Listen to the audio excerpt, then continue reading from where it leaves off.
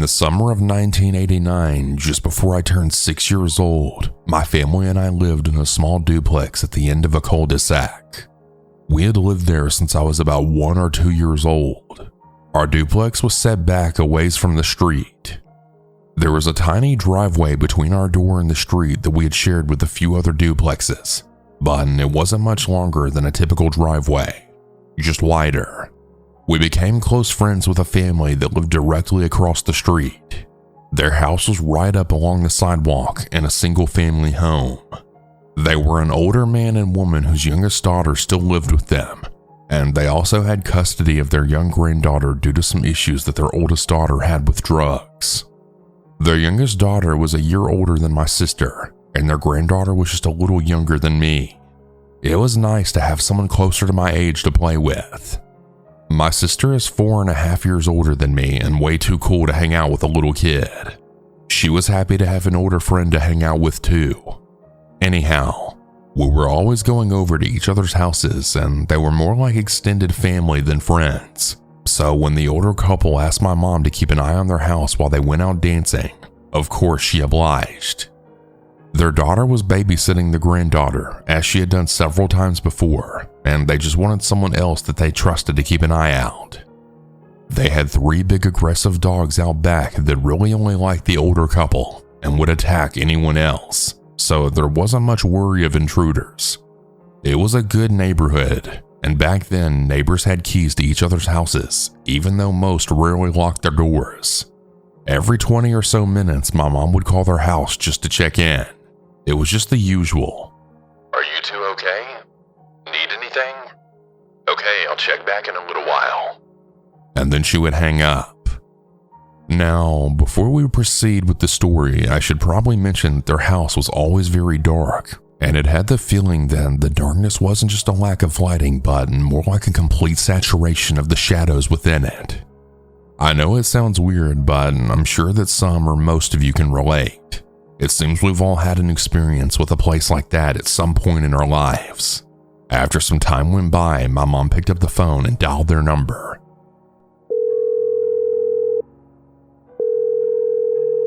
It just rang and rang. Now, call waiting had just became a thing earlier that year, but not everyone had it, and none of us on that little dead-end street did. So my mom grew concerned, but she hung up and decided to wait a few minutes and then try again. Maybe they were using the bathroom or eating and couldn't get to the phone on time. As soon as she set the phone on the receiver, it rang. She jumped because she hadn't expected it. She lifted it and then answered. "Hello?"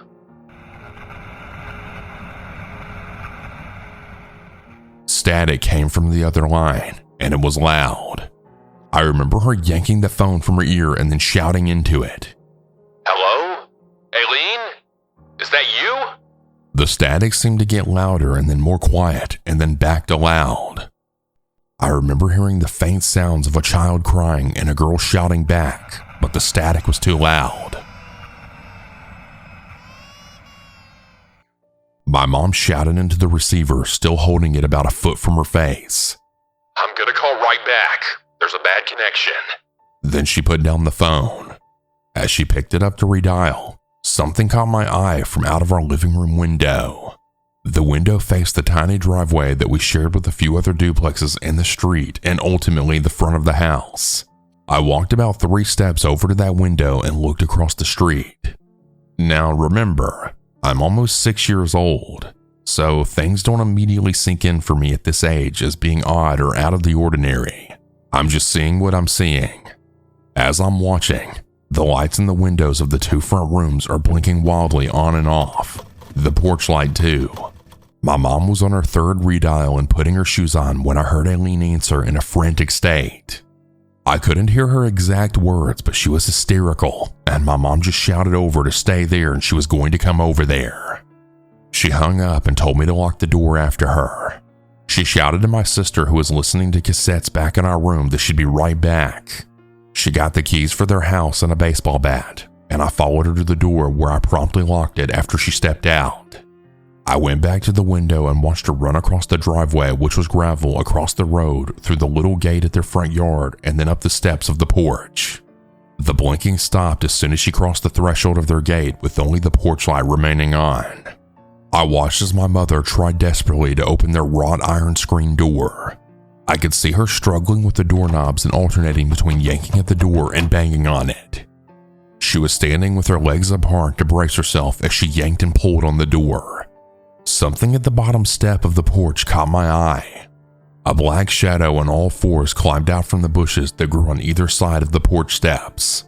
I was terrified, as I knew their 3 dogs were very vicious to anyone besides the older couple. It moved fluidly, unlike any dog I'd ever seen, and sort of slunk up the stairs. It seemed like it had bigger shoulders than any dog, but that was in retrospect, because at the time I was standing there, standing in horror, waiting to see my mom be attacked by this big black dog. She continued to bang and scream, and that's when it happened. The dog seemed to tiptoe slowly up to my mom and just disappear right through her legs and into the door, like it went right through the wrought iron and solid wood doors and was just gone. The lights flickered on and off again in the front rooms for a few seconds, and then suddenly the wrought iron door swung open and my mom fell back, nearly rolling backwards down the steps. She got up and went to work on getting the wood door open.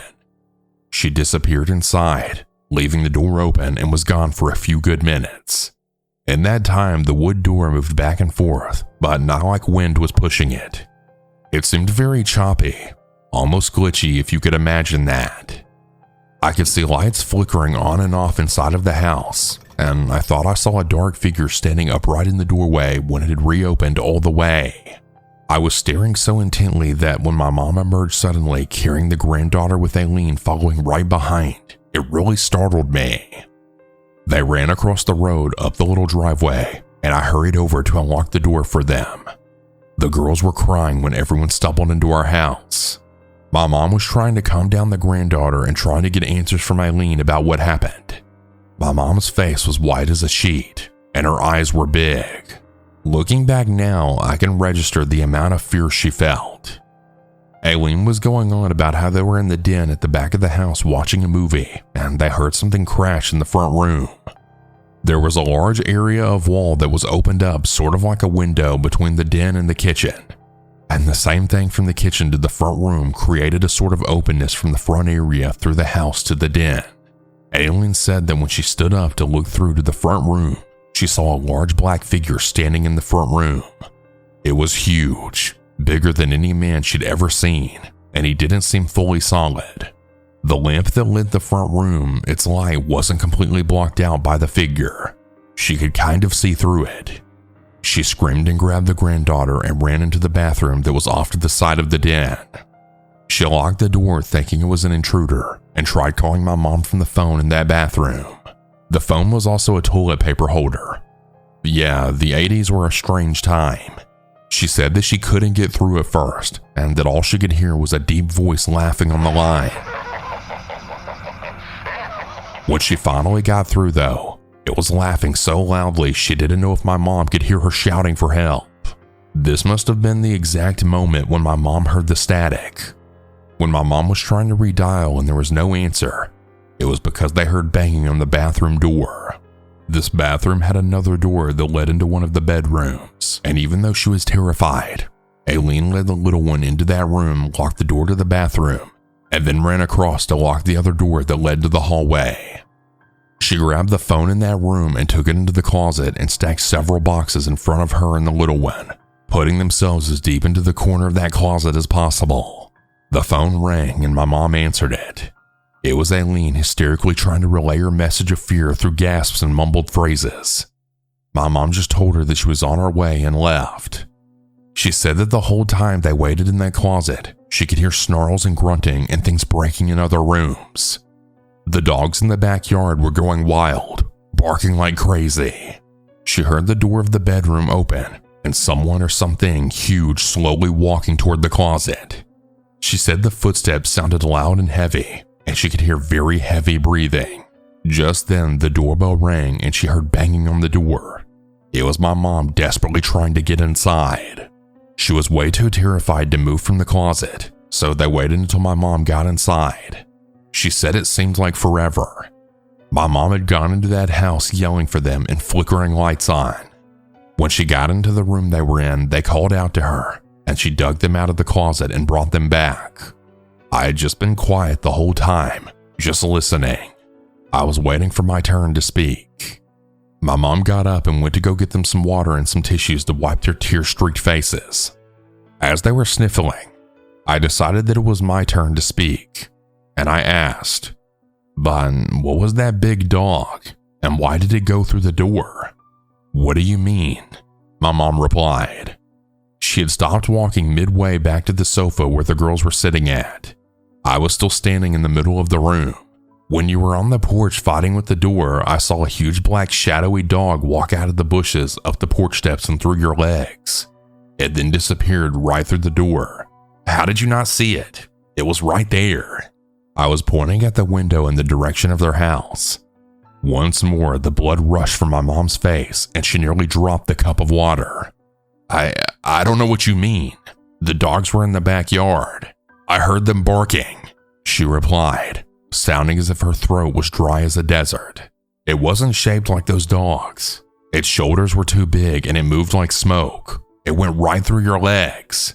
I became frustrated that she wouldn't answer me. Why was she avoiding it? "Well, what was it, Mom? How did it crawl straight through the door?" She stood there frozen, tears welling up in her eyes. I don't know if she was afraid that I might be seeing things, or that she went into a dark house right after that thing.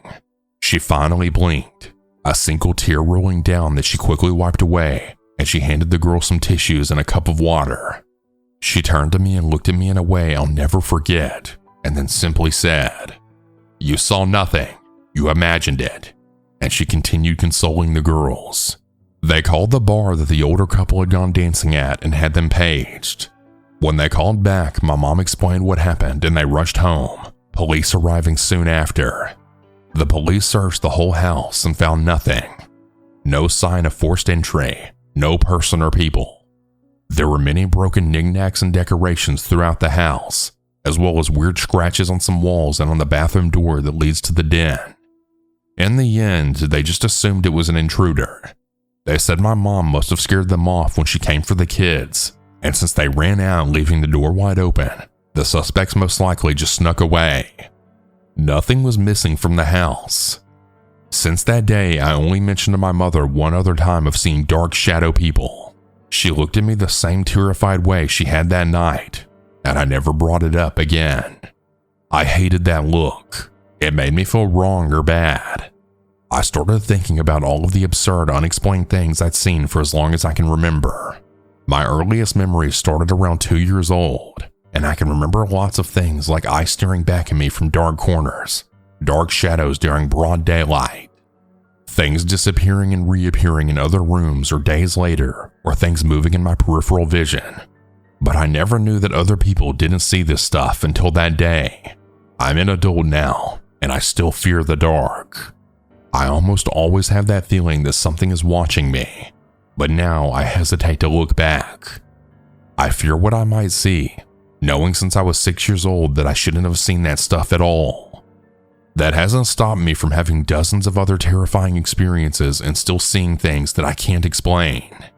Maybe I'll share more sometime. I almost died when my mom gave birth to me. My heart slowed down so much they couldn't register it at all. My mother was almost rushed into emergency surgery when I finally came out, blue and unresponsive. They revived me, obviously, but I wonder if that brush with death opened my eyes to what's beyond this world, and now that they know I can see them, they make it a point to show themselves to me.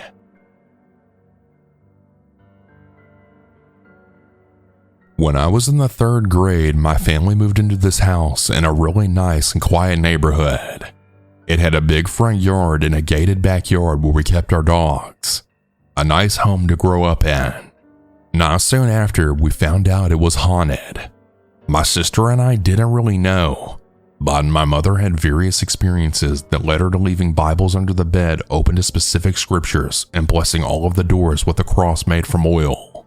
Now, my sister and I would spend the night over at our cousin's house during the summer. Sometimes we'd go to his house and sometimes he'd come to our house. One summer, he came and stayed with us.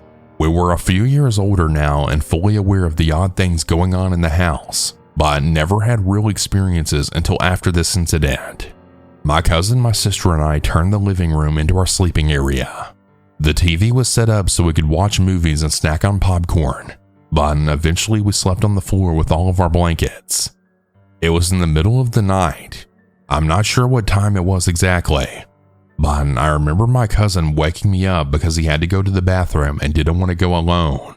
Being the oldest, of course, this was my duty. So we walked down the hall to the bathroom. Soon enough, we were back in the living room. Now, in the living room, one side led to the hallway where the bathroom and bedrooms were.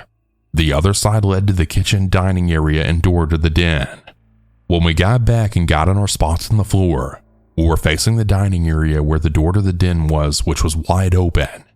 From the door, the head of a clown appeared. My cousin and I sat there in complete shock because we were having a hard time understanding what was going on. The face was so frightening with such a weird grin and evil eyes. It looked straight at us and passed through the dining room, floating toward us. The closer it got, the bigger the head got. We were frozen in fright.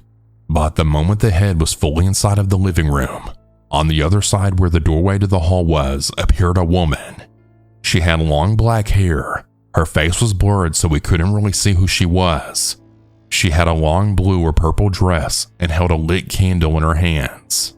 Just like my cousin and I noticed her, so did the clown, who now grew a full body and walked back through the dining room and then disappeared into the den. Once he was gone, she was gone too. This all happened so fast that we both just looked at each other in disbelief, but we knew that we both experienced it together. The very next morning, we had told my mom about what happened.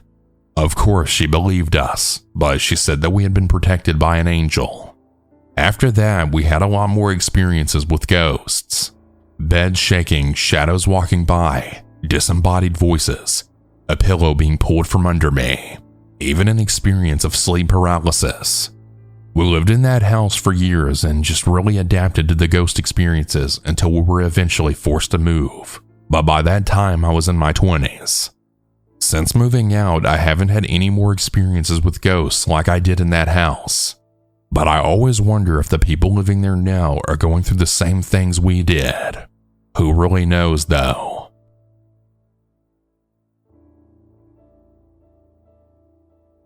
I won't give my name or location specifics, but you can call me Pops, and I live in the US. I've been listening to these channels for a while now, and I want to submit some of my own creepy experiences I had growing up in my childhood home. I'll first start off with an experience that was surely bizarre, yet in the end also a bit humorous. As it's been a long time ago, I'm 36 now, and this was likely in my teens, as many of these experiences are. I do remember waking up for whatever reason and looking at my bedroom door, which was open. I don't remember if something drew my attention or I was just scanning the room, but I saw something odd. At the bottom of the door, peeking around the side, was a cat looking back at me. Now, I've always had cats growing up, but this one was not mine. I want to say that it was white, but I can't be 100% sure. Confused, I got him from bed and started toward it. It naturally ran. Thinking that a door might be open or a window had torn a screen, I ran out to investigate. Right outside my bedroom was a very small laundry room which led into the kitchen. Just a couple of feet from the laundry room door was my back door. As I stepped into the kitchen, I saw through the shut and locked back door that the cat was fleeing across my back deck. The back door had glass panels so I could easily see through it. I believe I just found it odd and just shrugged it off and went to bed. I never found a torn screen or open window or anything that it could have entered and exited from. Now things started to get a bit creepier. An experience I often had was hearing voices and murmuring and a woman singing. This was always as I lay in the dark trying to fall asleep. The voices sounded as if they were far off, somewhere in the background. I couldn't make out any words, but it was obvious it was people conversing. It's very unlikely it was my parents, as they were always sound asleep across the house this time, and it sounded like more than 2 people. It was scary, but I never felt threatened, just weirded out. The lady was a bit different. Again, I didn't feel threatened, but her voice just sounded so melancholy, as if when she sang, she did with such great sorrow. I knew for sure this couldn't have been my mom. It scared me at first, but after a while, I became more used to it. It got to where the murmurs were more annoying and the singing made me feel sad. I have 2 more experiences I would like to share, and these are the ones that really terrified me. The first one probably happened sometime when I was in middle school. I was in bed and in that floating state where I wasn't fully asleep but wasn't fully conscious either, when you have just enough awareness to be aware but not realize it. Suddenly and involuntarily, I jolted up, staring once again at my bedroom door. There was a mirror on the wall close to the door, and in it I could see a figure reflected, standing at my bedroom door. The figure looked dirty and nasty, almost like the color of rust and dirt mixed together. All I could really see was its head. The best way I can describe its hair, or at least what I made out to be its hair, was like several neck-length dreads in small sickle shapes. It's hard to describe. The dreads in his hair just narrowed into a point like a sickle. It just stood there, slowly nodding its head up and down. Its hair covered its eyes, and its face was too dirty to make out any real features. I think I saw a mouth, but I can't be completely sure. I was frozen with fear, and I couldn't move until finally it just vanished. Again, I know it couldn't have been one of my parents. They wouldn't have pulled such a prank in the first place, and they would have needed to step backwards in order to get out of sight, not being able to simply disappear. I know a lot of people will chalk this up to sleep paralysis, but I don't believe that's what this was. I've never had any type of sleep paralysis before or after, and I've never heard of someone actually being able to move before becoming overtaken by fear, rendered unable to move. This was also before YouTube, and therefore way before sleep paralysis became such a well-known phenomenon. I didn't get up afterwards or try to get my parents or anything. Somehow, I just made myself fall back asleep. The final experience I want to share was one day when I awoke. I had the day off, and it was a summer day, or at least a warm enough day to spend outdoors. Therefore, I wanted to get out and hang out with a friend that I've known for pretty much all my life. This was back before cell phones that weren't those comically bulky ones businessmen kept in their cars. Therefore, I had to use a landline. However, when I picked the receiver up, there was no dial tone. The phones were mostly all cordless by then, so I figured one of my parents who were away at the time had accidentally left one off the hook.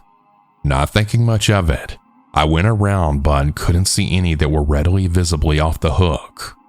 Again, I didn't think much of it and figured one was not quite set fully in the cradle and just looked like it was. However, upon checking each phone by putting it up to my ear, there was still no dial tone, and I knew the phone service wasn't down. I finally found a phone which was clearly out of the cradle in the computer room. This did make me feel a bit uncomfortable, but I was able to chalk it up to simply having been a bit tired, still having recently awoken and simply not noticing it at first. That is, until right as I put the phone back in the cradle, I heard a sound from downstairs that sounded as if someone was moving around. It was way too big to be any of the cats or any other animal that could have feasibly made its way into the basement. Knowing there could be a logical explanation, but also fearing it could be an intruder, I set about getting a large knife from the kitchen and starting to head down into the basement. I opened the basement door and proceeded to switch on the light at the top of the stairs. It was and still is one of those pull cord lights. This lit up the stairs, but the interior of the basement was still dark beyond the foot of the stairs. Planning to slowly and cautiously make my way down into the basement while turning on each light as I got there, I was just about to start down the stairs when I could clearly hear something furiously charging up them. I could hear each pounding step thundering on each stair. However, even as the stairs were clearly lit, I could see no one. I could literally hear them on the stairs running right at me, but no one was there. All of my bravery evaporated at that point, and I turned and ran from the house via the front door. When I did so, my friend I was originally trying to call was sitting on a log across the road.